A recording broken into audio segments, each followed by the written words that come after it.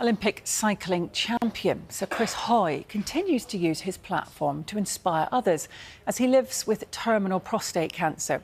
The six-time gold medalist was diagnosed last year and has since set up his own charity bike ride, Tour de Four, with the aim of challenging assumptions about those living with stage 4 of the disease.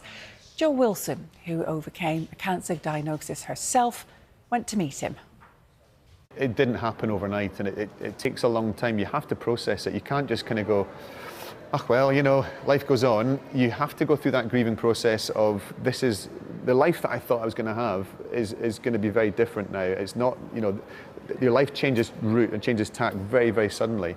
But you have to recognise that life is full of surprises, good and bad, and you can only really focus on the things that you have control over. I guess it took me about maybe 3 or 4 months to really get my head around it, and also that coincided with my chemotherapy and my treatment, and you know, physically fighting back against it and doing something proactive against the cancer. But it's having a purpose. The Tour de Four is a big part of that.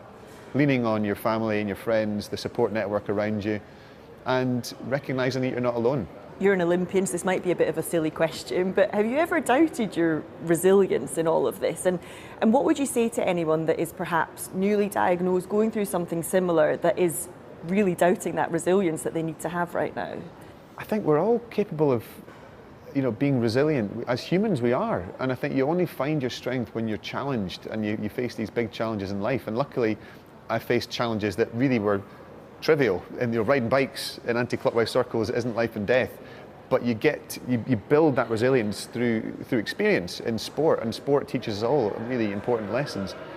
I think it has been the perfect preparation for a scary health diagnosis, but you don't have to be an Olympian to be able to bounce back.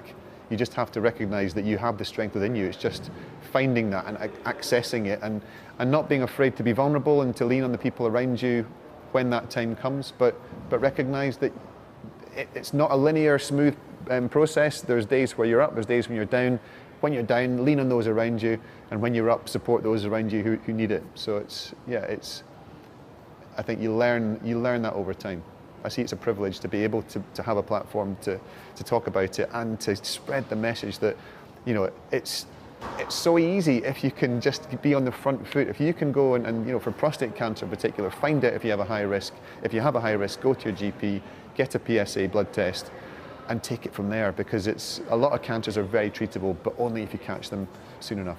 I've got my journalist hat on today, but I've also got my human hat on, where I've been through a cancer diagnosis. I'm cancer-free at the moment. I still live with that fear of it coming back, and I feel very privileged to speak to you and to be able to ask you if you had some advice for me, if you had advice for people that are living with that fear or those dark days. What would that advice be? I think for anybody, you don't have to be a cancer patient. I think one of the best bits of advice is that when you worry about something, or you have fear for something, then you suffer twice, because you're suffering now when you're worrying about it, and then you'll suffer when it actually happens. But 90% of the time, the things that we worry about don't actually happen. So deal with it when it happens. That doesn't mean bury your head in the sand and ignore a problem, but today is today, and make the most of the moment. You know, a lot of fear and anxiety comes from trying to predict the future. Don't try and predict the future. You haven't got a magic wand. You can't change what's going to happen. But don't forget to live in the moment, and don't forget to enjoy today, because for all of us, we're all here for a finite time, and that's not a morbid thing. You know, it's just a fact.